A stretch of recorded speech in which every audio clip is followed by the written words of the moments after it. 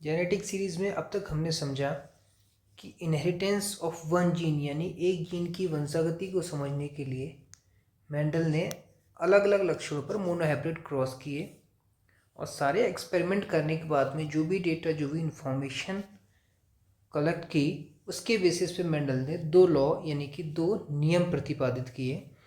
पहला जिसको हम कहते हैं प्रभाविता का नियम, लॉ ऑफ डोमिनेंस, और दूसरा जिसे हम कहते हैं पृथक्करण का नियम, लॉ ऑफ सेग्रीगेशन।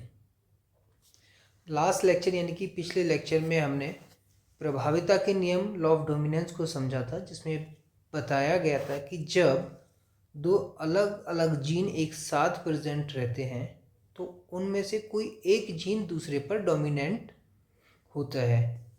एग्जाम्पल के लिए हमने समझा था कि मोनोहाइब्रिड क्रॉस जिसमें टॉल प्लांट का क्रॉस फर्टिलाइजेशन करा गया था ड्वार्फ प्लांट के साथ में, तो इसकी जो F1 जनरेशन थी उसमें सारे पौधे लंबे दिखे थे और इन लंबे पौधों के जब जीन पता किए टेस्ट क्रॉस के जरिए तो वो हमें जीन कैसे मिले, हाइब्रिड फॉर्म में, या हम कह सकते हैं हेटेरोजाइगस मिले। और लॉ ऑफ डोमिनेंस यही कहता है कि जब हेटेरोजाइगस स्टेट होती है जीन्स की, जहाँ दोनों जीन अलग अलग हों, चाहे वो कैपिटल स्मॉल टी हों या कैपिटल आर स्मॉल आर हों या कैपिटल डब्ल्यू स्मॉल डब्ल्यू हो, कोई भी हो सकता है, तो इस हेटेरोजाइगस स्टेट में एक जीन दूसरे जीन को डोमिनेट करता है। सवाल यह है कि क्या ये लॉ ऑफ डोमिनेंस हर एक स्पीसीज में हर जगह सेम रिजल्ट देता है? तो इसको जानने के लिए क्या किया, इस सेम मोनोहाइब्रिड क्रॉस को रिपीट किया गया किसी दूसरी स्पीसीज पे जो एनसीईआरटी में आपके स्पेशली मेंशन कर रखी है, एंटरहाइनम, ये इसका बॉटनिकल नेम है। डॉग फ्लावर या स्नैपड्रैगन इसका कॉमन नेम है। ये ऐसा पौधा है कि जिस पे लॉ ऑफ डोमिनेंस के एक्सपेरिमेंट को जब रिपीट किया तो रिजल्ट अलग मिले। कैसे अलग मिले, यहाँ सामने पनेट स्क्वायर चार्ट बनाया गया है इसी पौधे का, जहाँ पे एक प्योर ब्रीड ली गई है लाल स्नैपड्रैगन की, यानी कि जिसपे फूल लाल आता है। दूसरा पौधा जो है वो वाइट फ्लावर वाला है, यानी इस पर सफ़ेद फूल आते हैं। और जैसा कि मेंडल ने बताया था कि हर एक लक्षण को एक फैक्टर जिसे हम जीन कहते हैं वो कंट्रोल करता है, और फैक्टर हमेशा पेयर में होते हैं। इसीलिए हमने इस लाल फूल के कलर को कंट्रोल करने वाले जीन को नाम दिया है कैपिटल आर, और इसको पेयर में दिखाया गया है यहाँ पे कैपिटल आर कैपिटल आर। इसी तरह से सफ़ेद पौधे को कंट्रोल करने वाला जो जीन है उसको हमने स्मॉल आर से दिखा दिया है। तो as per law of dominance law के हिसाब से तो यहाँ पे जो रिजल्ट आना चाहिए वो ये कि जो F1 जनरेशन है इसका पौधा दिखने में, यानी इसका जो कलर है फूल का, वो दो पेरेंट्स में से कोई एक पेरेंट का कलर आना चाहिए था, चाहे रेड आए या वाइट आए, लेकिन यहाँ पे वो नहीं दिखा। यहाँ पे कैसा दिखा, यहाँ पे दिख रहा है पिंक। तो इसका मतलब साफ है कि दो पेरेंटल कैरेक्टर में से, लाल और सफ़ेद में से कोई भी किसी दूसरे पर पूरी तरह से डोमिनेंसी नहीं दिखा पाया, यानी कि यहाँ पे दोनों ने अपने अपने लक्षण एक्सप्रेस करने की कोशिश की और रिजल्ट ये सामने आया कि पिंक कलर का फ्लावर दिखा हमें इस जनरेशन में, पहली वाली। अब इसी पहली जनरेशन की पीढ़ी के पौधे के बीच में जब हमने सेल्फ क्रॉस पॉलिनेशन कराया तो रिजल्ट क्या मिला, F2 पीढ़ी में सामने है, देख लो। यहाँ पे दो अलग अलग पौधों के जो गैमीट हैं वो पनेट स्क्वायर की अलग अलग साइड्स पे रिप्रेजेंट किए हैं। जैसे मान लिया ये मेल पौधा है जिसमें मेल का साइन बना रखा है वैसे तो, और ये है फीमेल के गैमीट, क्योंकि हमने F1 जनरेशन का पौधा लिया है और F1 जनरेशन में जो जीन्स होते हैं वो हेट्रोजाइगस होते हैं, यानी कि हाइब्रिड फॉर्म में होते हैं, कैपिटल आर और स्मॉल आर। तो जब ये दोनों अलग होंगे तो कैपिटल आर अलग हो जाएगा और स्मॉल आर अलग हो जाएगा। इसी तरह से दूसरे पौधे के जीन भी इसी वे में सेपरेट होते हैं। अब जब ये फर्टिलाइज करेंगे तो पॉसिबिलिटी बनती हैं चार तरह के प्लांट्स की। अगर कैपिटल आर से फर्टिलाइज करता है, बेसिकली होगा क्या कि ये मेल है तो मेल का पोलन ट्रांसफ़र होगा फीमेल पे, तो मान लिया अगर ये कैपिटल आर इस कैपिटल आर के साथ मिलता है तो क्या बना रहता है, प्योर रेड फ्लावर वाला पौधा सामने आएगा। पॉसिबिलिटी ये भी है कि ये कैपिटल आर का पॉलन ट्रांसफ़र ना होके स्मॉल आर का पॉलन ट्रांसफ़र हो, तो जब ये स्मॉल आर जीन वाले पॉलन का फर्टिलाइजेशन कैपिटल आर से होगा तो बनेगा कैपिटल आर स्मॉल आर, जो दिखने में कैसा होगा, पिंक होगा। इसी तरह से पॉसिबिलिटी ये भी है कि ये दोनों के दोनों जीन्स कैपिटल आर से फर्टिलाइज ना होके स्मॉल आर से फर्टिलाइज हों।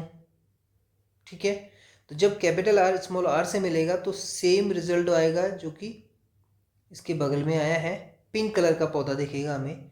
लेकिन वहीं जब स्मॉल आर, वैसे कैपिटल आर की तो हमने बात कर ली थी, हम बात कर रहे हैं पहले इसकी।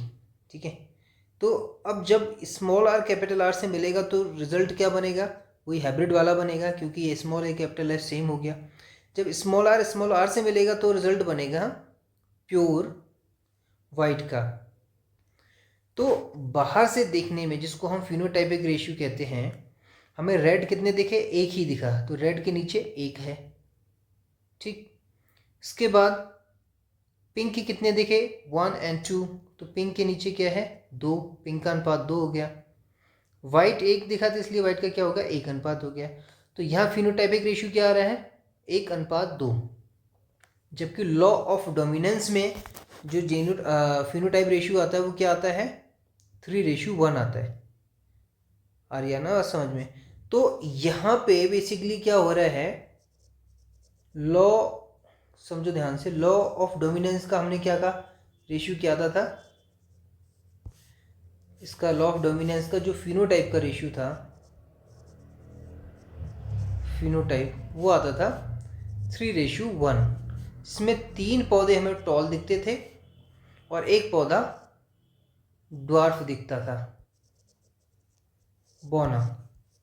ठीक, जो टॉल थे ये तीनों के तीनों डोमिनेंट वाले पौधे थे, डोमिनेंट यानी प्रभावी। ठीक है, और डोमिनेंट में भी, इसमें भी क्या थी, 3 कैटेगरी थी। एक तो प्योर डोमिनेंट था, मतलब प्योर ब्रीड थी, डोमिनेंट तो क्या ही कहेंगे इसको। ठीक है, बाकी जो दो थे वो कैपिटल टी और स्मॉल टी यानी हाइब्रिड वाले थे। ठीक, तो इसका जो रेशियो है 3:1 ये अलग है, और यहाँ इन जो हमें दिख रहा है स्नैपड्रैगन के केस में, यहाँ दिख रहा है 1:2:1। जीनोटाइप का रेशियो वही रहेगा जो हमें पहले मोनोहाइब्रिड क्रॉस में मिला था, लॉ ऑफ डोमिनेंस में। तो रिजल्ट ये निकल के आता है कि यहाँ पे किसी भी कलर की डोमिनेंसी नहीं है F1 जनरेशन में, इसीलिए इसको बोला गया इनकम्प्लीट डोमिनेंस। क्या बोला गया, इनकम्प्लीट डोमिनेंस। इस पूरे के पूरे पनेट स्क्वायर में यही समझाने की कोशिश की गई है कि जब हम स्नैपड्रैगन के 2 अलग अलग पौधों के बीच में क्रॉस कराते हैं, मोनोहाइब्रिड क्रॉस कराते हैं, तो उनकी जो जनरेशन आती है, उनके जो जीन और एलील हैं वो एक दूसरे पर इनकम्प्लीटली डोमिनेंसी शो करते हैं, दे आर इनकम्प्लीट डोमिनेंट। ठीक है, इसका मतलब साफ है कि जो लॉ ऑफ डोमिनेंस है वो हर एक स्पीसीज में लागू नहीं होता। ठीक है, और वेरिएशन कहाँ दिखता है हमें, वेरिएशन दिखता है बेसिकली फिनोटाइपिक रेशियो में। ये ध्यान रखना है, ये बहुत मोस्ट इम्पॉर्टेंट है। ठीक, अब अगला सवाल जो है वो ये है कि आखिर बेसिकली हमने एक तरफ हमें दिख रहा है डोमिनेंसी हो रही है, लॉ ऑफ डोमिनेंस के केस में जब मटर के पौधे की हमने बात की थी, स्नैपड्रैगन में ये नहीं दिख रहा है, तो आखिर इसके पीछे की मैकेनिज्म क्या है। तो थोड़ा सा और डीप में समझते हैं कि कैसे एक जीन मटर के गेन यानी पी के केस में डोमिनेंसी शो कर रहा है, डोमिनेंट हो जा रहा है, और वहीं दूसरे केस में यानी कैपिटल आर और स्मॉल आर स्नैपड्रैगन के केस में यहाँ पे ये इनकम्प्लीट डोमिनेंसी शो कर रहा है। तो इसके पीछे की क्या साइंस है, तो इसके पीछे की साइंस समझने के लिए हमें समझना जरूरी है कि बेसिकली एक जीन, जो हम कहते हैं कि एक जीन एक पर्टिकुलर करैक्टर या लक्षण को एक्सप्रेस करता है, हम यही तो कहते हैं ना। अब वो लक्षण क्या हो सकता है? वो लक्षण टॉलनेस यानी लंबाई भी हो सकती है, या फिर जैसे कि हमने बात किया रेड कलर हो सकता है स्नैपड्रैगन का।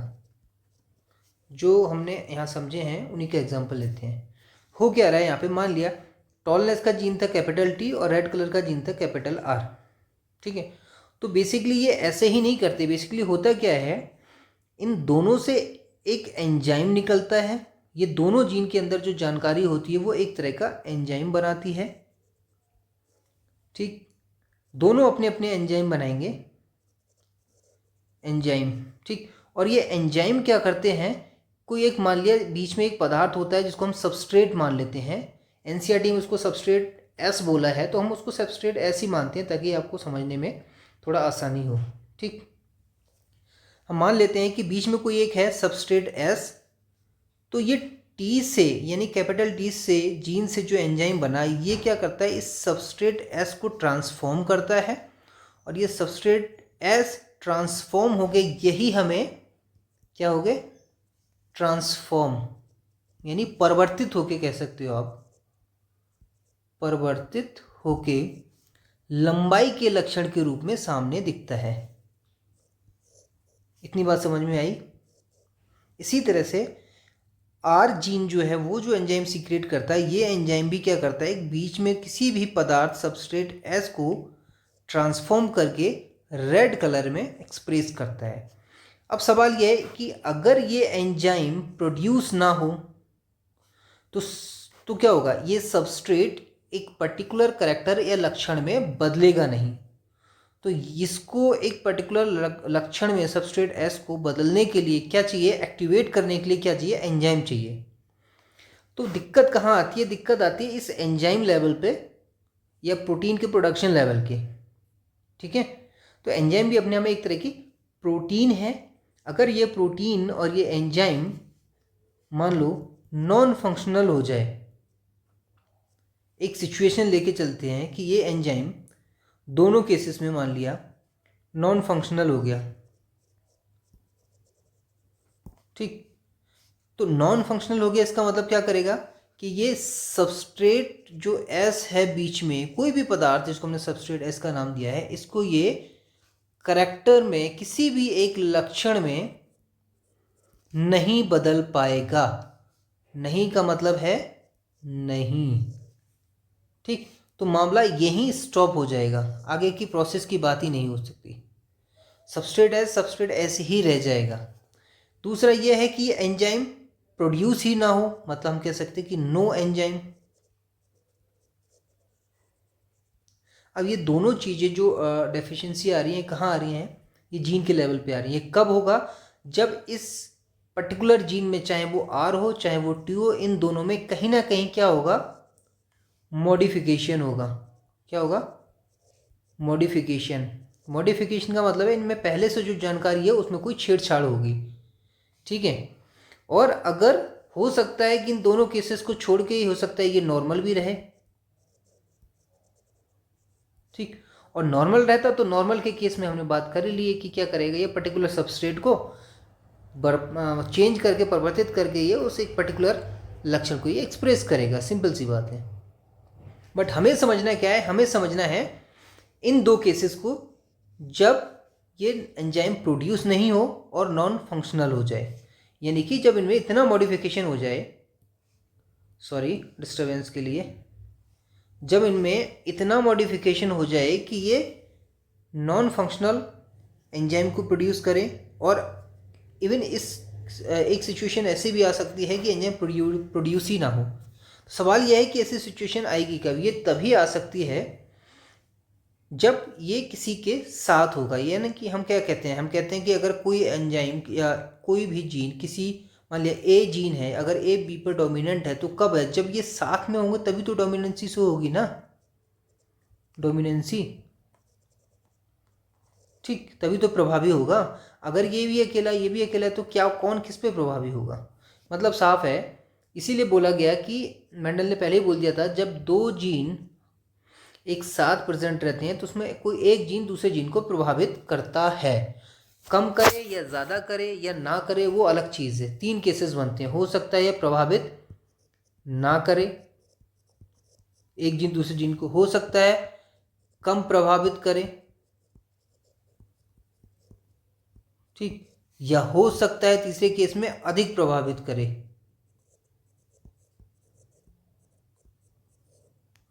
तो इसमें हो क्या रहा है बेसिकली, पहले वाले केस में जब अगर प्रभावित नहीं करेगा तो दोनों जीन अपने अपने करैक्टर एक्सप्रेस करेंगे, ठीक है। और अगर प्रभावित कर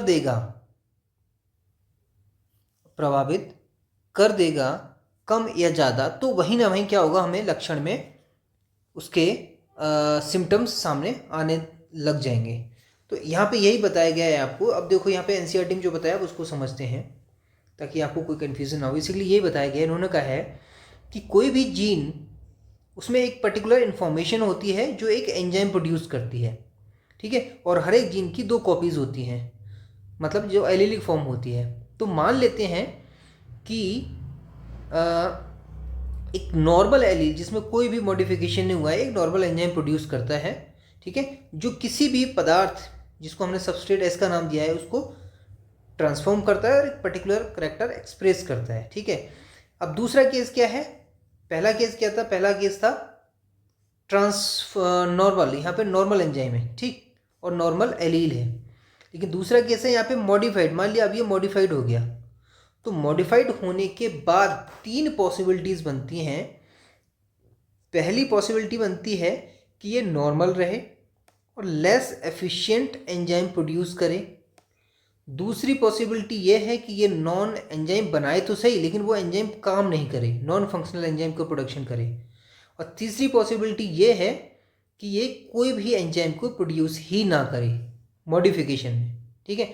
तो यहाँ पे बताया गया कि पहले केस में, फर्स्ट केस का मतलब ये वाला, जब ये नॉर्मल रहता है, पहले केस में जो मॉडिफाइड एलील है ये इक्विवेलेंट रहता है अनमॉडिफाइड एलील के। मतलब साफ है कि ये दोनों के दोनों अपने करैक्टर एक्सप्रेस करते हैं। जहां कोशिश की गई है कैपिटल आर और स्मॉल आर में, स्नैपड्रैगन के केस में, तभी वो कलर पिंक बना, ठीक है। और it will produce the same phenotype, मतलब फिर ये क्या होगा, सेम फिनोटाइप प्रोड्यूस करेगा और ट्रांसफॉर्मेशन करेगा किसका, सबस्ट्रेट एस का, उस पदार्थ का जो बीच में हमने कहा था अपने आप में लक्षण में एक्सप्रेस होता है, ठीक है।